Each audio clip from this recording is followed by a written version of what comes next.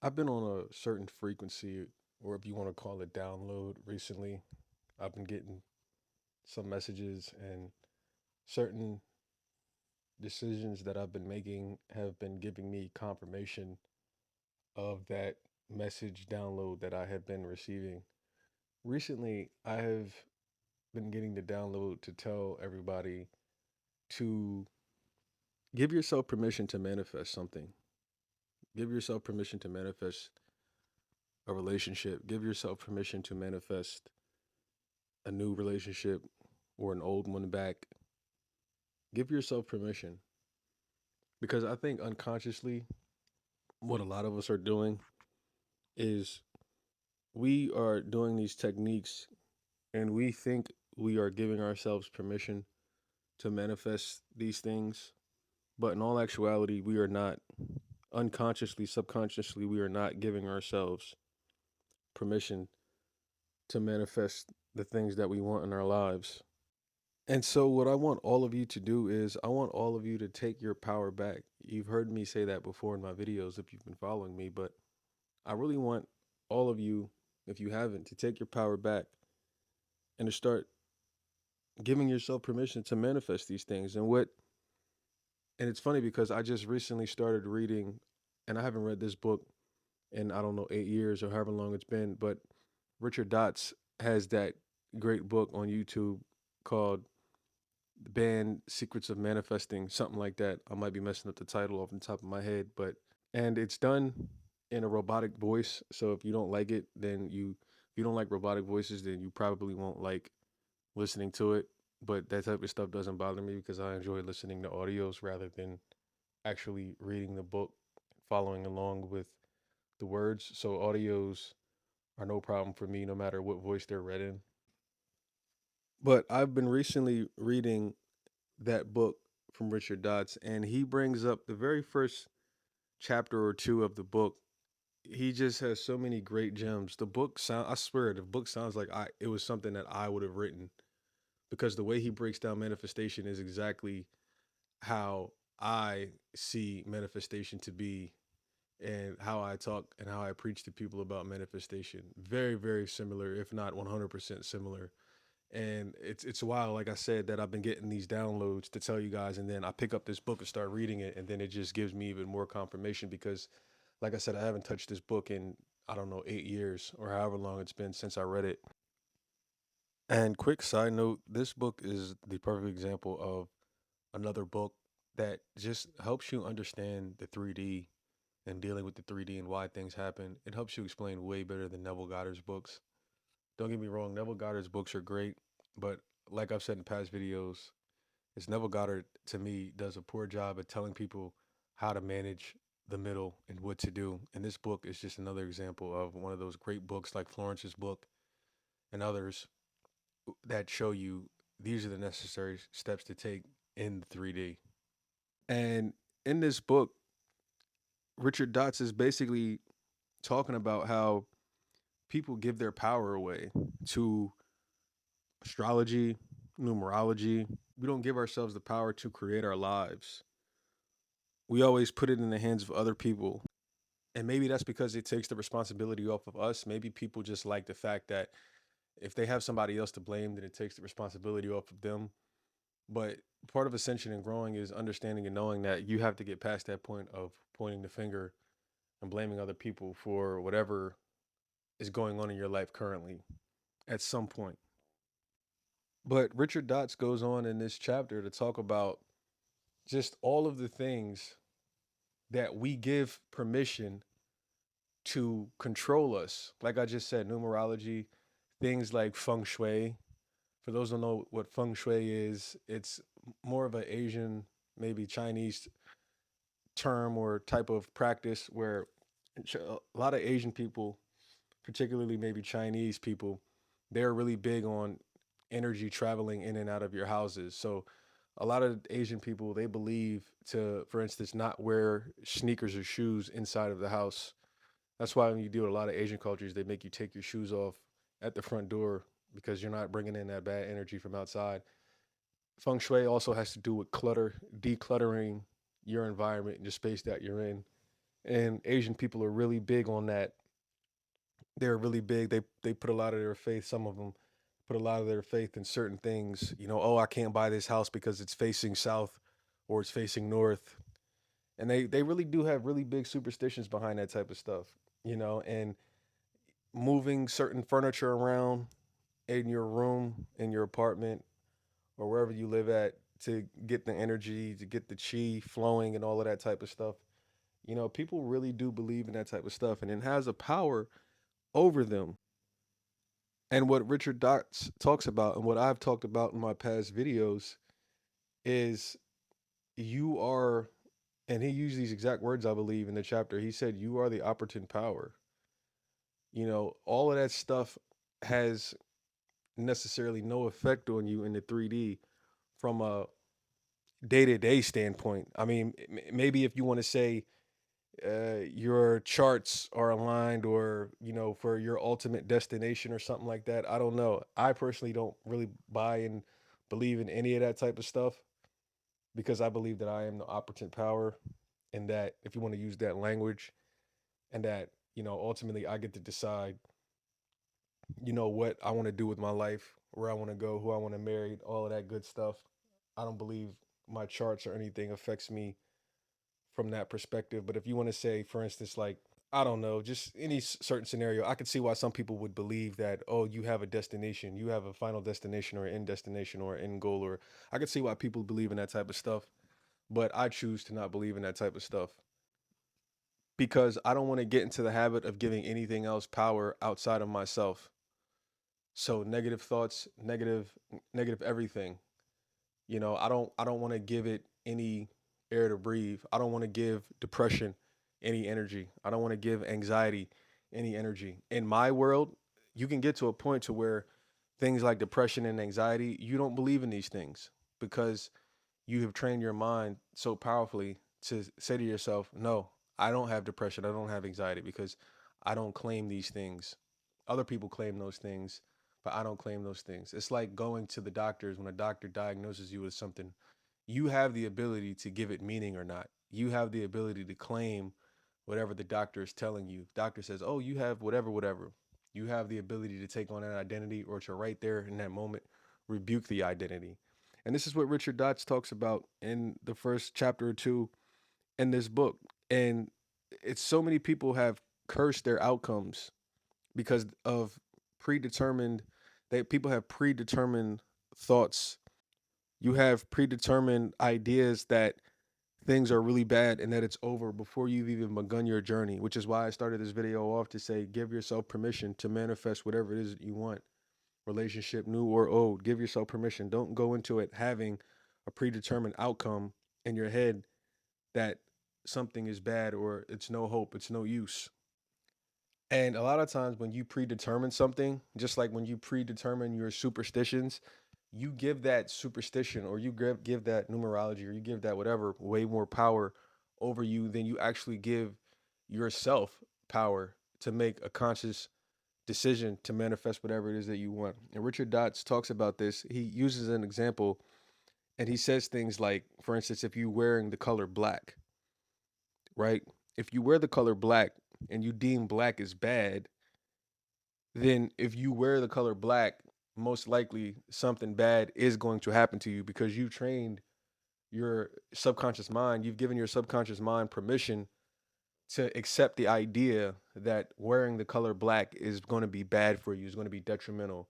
Or the same thing as, you know, walking under a ladder is bad luck, or breaking a mirror is bad luck. You know, whatever they say, 7 years, or I don't remember. Just all of these superstitions, you give it power unconsciously. So you see people, they will avoid wearing the color black and they will avoid walking under a ladder. They will avoid breaking a mirror because they really do think that all of these things are going to happen. But the crazy thing is he also speaks about being careful trying to break these bad habits and these bad beliefs for whatever it is that you have. Because if you do, for instance, say you have a real strong belief that wearing something black is bad and something bad is going to happen if you wear something black, or say you have a real strong belief that walking under a ladder you're going to really get bad luck. If you try to do that consciously, and walking under a ladder or wearing something black or doing whatever the superstition is, if you try to break that superstition consciously, what's probably going to end up happening is something bad is probably going to end up happening. Even if you go into it saying, you know what, I'm going to wear the color black today and nothing's bad is going to happen. I'm going to walk under a ladder and nothing bad is going to happen. Richard Dotts was talking about if you do that with that type of mentality and you try to will it and say, oh, yeah, nothing bad is going to happen. He said, in all likelihood, something bad probably is going to happen, even though you're consciously saying to yourself, nope, nothing's going to happen if I wear black. Nope, nothing's going to happen if I walk on a ladder. And that is because of your predetermined subconscious beliefs that you've imprinted over yourself over however many months or years that these things are bad, that wearing the color black is bad or walking under a ladder is bad. And if you continue to persist and do that thing that you avoid, that you have avoided for a very long time, most likely there's a high probability that things bad will happen because of the negative beliefs. You will get a negative outcome, especially in the beginning. I'll give you guys a couple of personal examples from my own life so you can see how I mean when it's up to you to whether you're going to take on a negative identity on something somebody says with their beliefs or their insecurities, because a lot of times people take on other people's insecurities and people throw their insecurities on you in the form of advice. And I'm going to give you two stories to show you how you don't have to take on people's insecurities that they give to you about anything. So both of these examples I'm about to give you have to do with my car, right? So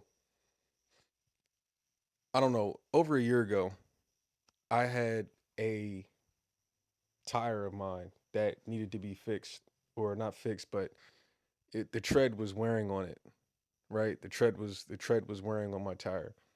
And I had one of the guys at a shop that I went to, he told me, he said, you need to get a new tire ASAP. Your tire is the tread on there is terrible. You need a new tire. And I just looked at him and I said, okay. Now, I could have let his fear get to me and make me think, oh shoot, I really need to change my tire. I got a really bad tire. The tread on my tire is so bad. I could have let that get to me in order to make me change a tire, or I could have did what I actually ended up doing was pay it no mind. And again, this is next level stuff. I'm not telling you guys to actually take my advice, but when you get to the point to where I'm at, you can take this type of advice and know that everything is going to be okay and work out for you, because that's the kind of belief that I have in myself when I make decisions. And like I told you guys before, I actually like to test this stuff out. I don't just talk. I like to talk the talk and I like to walk the walk as well. So I'm giving you guys real life examples. So I could have been fearful and said, you know what, I'm going to get a new tire ASAP, because he was trying to scare me into getting a new tire. And he was right. The tread on my tire was low. But guess what? I didn't listen to him. And I literally went a whole year or maybe even longer before I just most recently switched my tire. And the only reason I recently switched my tire was because I my license plate expired and I needed to get a new license plate at the DMV. That's the only reason I got a new tire, because I didn't want to go through the DMV and the guy to be like, "Oh, I'm gonna fail you because your tires." Because you guys know when you go to the DMV, you have to they check your blinkers, they check your windshield wipers, they make you roll your windows up. You go through the whole car inspection. And so when I went, I said, "Oh, this guy's gonna fail me. I don't want this guy to fail me because I have a bad tire." And so that's the only reason I got my tire switched recently. Literally got it switched a couple days ago. And but looking back in hindsight now, I'm kind of mad at myself because what I should have did was I should have really tested my abilities and faith in myself, and I should have took my car to the DMV without getting my tire changed to see if I would have still passed inspection with a bad tire on my car, to see if I would have got away with it, because then that would have showed me really, oh yo Marv, you got a lot of power, because they didn't fail you because of your tire. So looking back on it, I kind of wish I would have waited. I should have actually went through the inspection first just to see if I could have passed, because then that would have showed me and confirmed that yeah, you're on another level because they didn't even fail you. Another example was an oil change. I literally went, I don't know, a year, year and a half, maybe close to 2 years, something like that. I don't remember what the number is, but I literally remember a few years ago, maybe back in 2022 or 2021, I don't remember, but I did not get an oil change in my car for that long. And for those of you that have cars and drive, you know that they tell you to get an oil change every, what is it, 3 months, something like that, or every 3,000 miles, something like that. But for my car, I literally went over a year, year and a half, no oil change. And guess what happened to my car? Not a damn thing. So again, I'm giving you guys these examples to show you that the fear factor, a lot of us make decisions or don't make decisions based on the fear factor because we don't give ourselves permission to do things because we've already predetermined that the outcome is probably going to be bad if we do X, Y, and Z, or if we don't do X, Y, and Z. And what I'm telling you is no, you don't know that.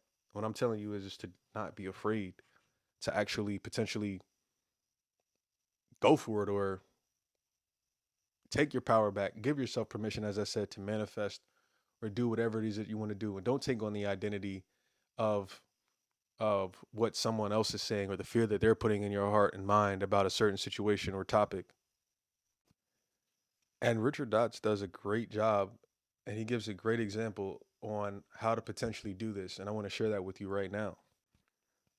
Richard Dotts likes to give the example of the experiment of going back and forth between two things, right? So he tells you, the reader, to go back and forth between feeling something you have in your possession already versus feeling something you don't have in your possession. Feel the difference between those two feelings of something you have in your possession. So if you are trying to manifest a specific person, right? And you have a specific person, maybe you do have your specific person. Feel what that feels like to have them already, right? And then feel what it feels like to not have your specific person. Those are two different feelings. Feel what it feels like to have a house or to have a roof over your head. Whatever you have in your possession right now, currently, feel what that feels like to have food on the table readily available, to have money coming in readily available.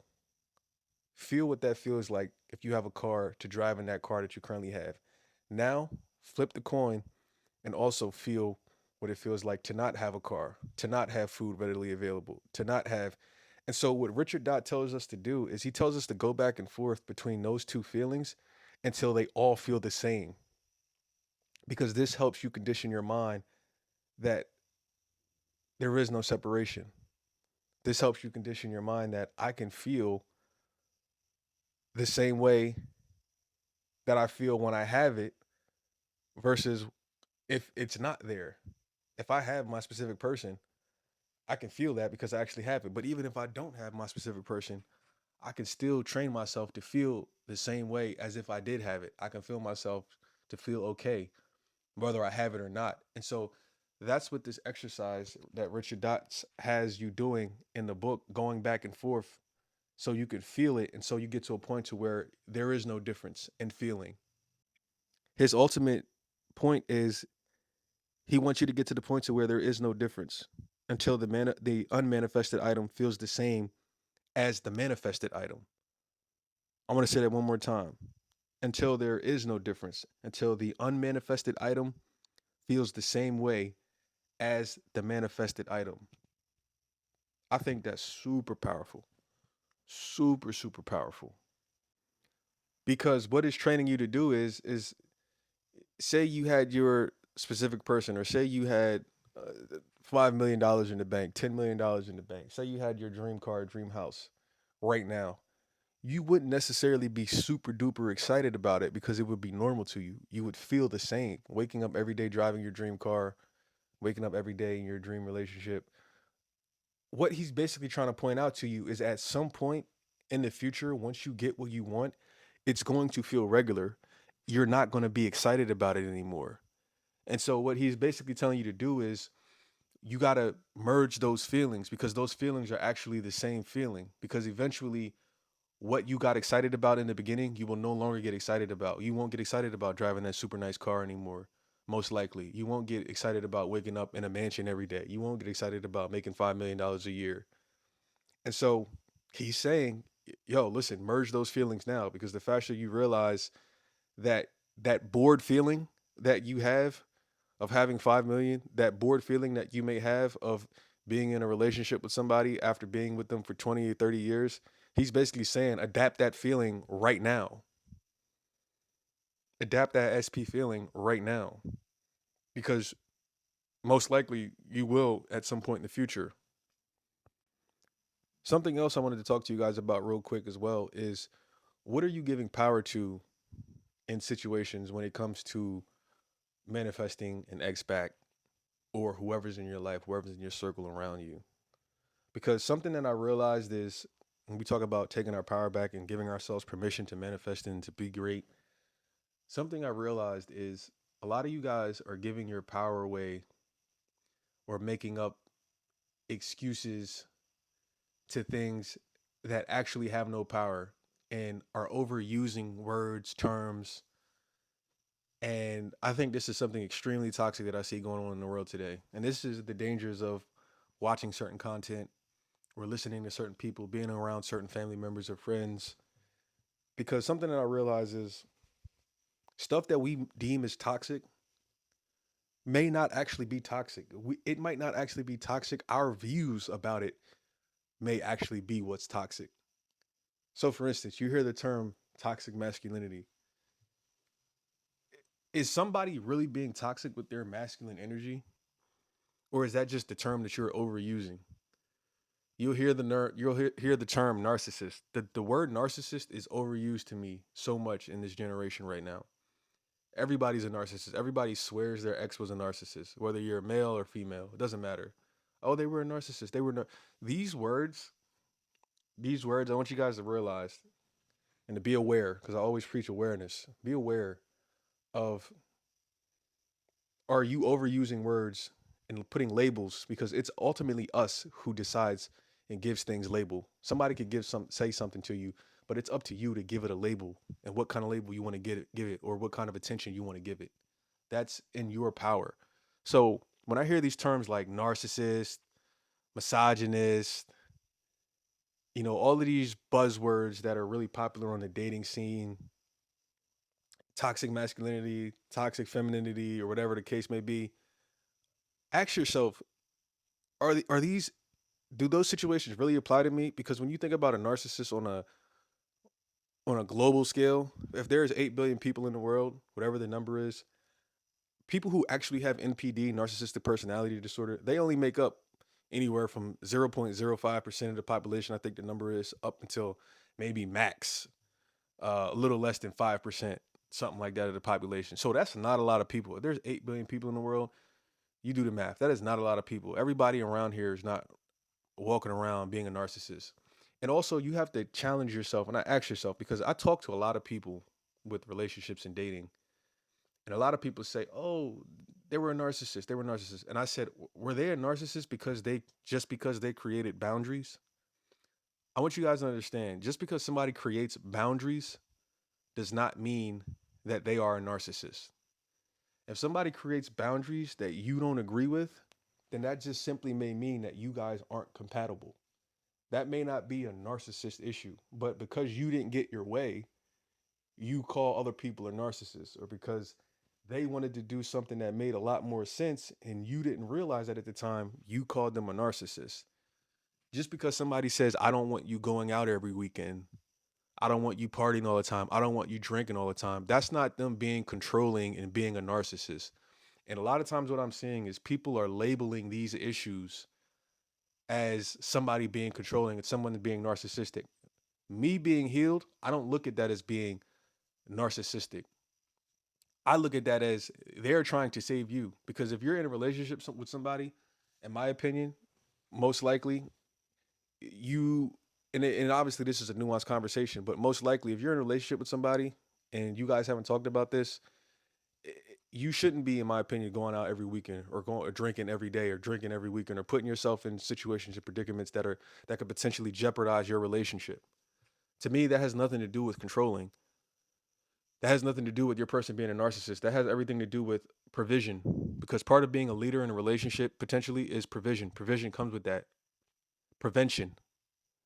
Prevention is a good leader. Showing provision is being a good leader.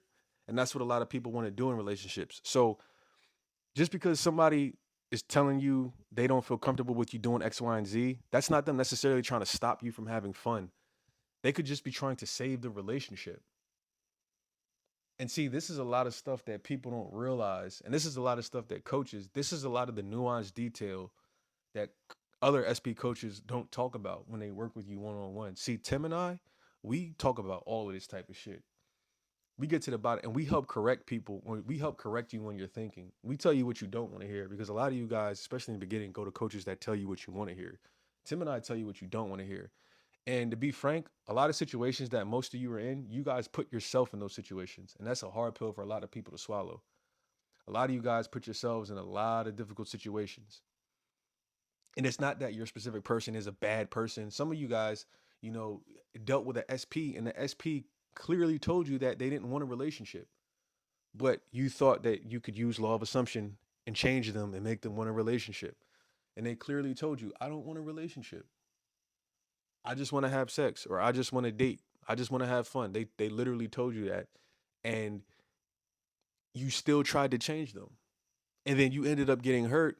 But if you're honest with yourself about it and look back, you really ended up hurting yourself because they were very clear with you and what they wanted. But you didn't listen because you wanted something else. And so you tried to use your will, you tried to use techniques, you tried to live in the end of being with them and say affirmations, and you thought giving it up to them was going to make them come back. Yeah, I'm just going to keep going back. And you thought that was going to eventually make them commit. No, all you did was dig yourself a deeper hole. And now, most likely, you're stuck with the heartbreak. And I hate that that happens, but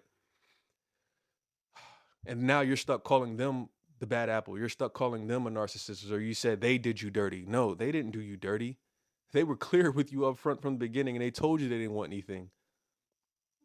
So don't make them out to be the bad person or they hurt you or they did you wrong or they no, you willingly participated in X, Y, and Z events, most likely. And you were okay with being the jump off or the friends with benefits. You were okay with that. And this is a tough pill for a lot of people to swallow, but this is real talk. And again, this is the type of stuff Tim and I go deep with to help you guys heal and fix. So please don't ever hesitate to reach out to us and to work with us one on one or jump into the group coaching so you can hear very similar stories from people going through similar situations like yours.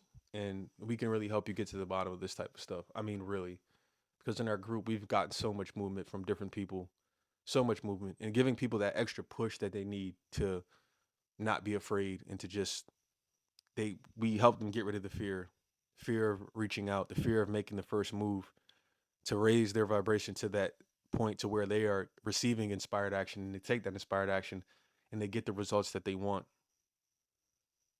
But if you realize that, like Tim says, you're already fine and that you've already won and that you're already healed, you're already okay. If you realize all of that, this stuff just becomes 10 times easier. But there's just a little stuff in between that you guys just need work on. It's been another episode of yours truly, Marv's Room.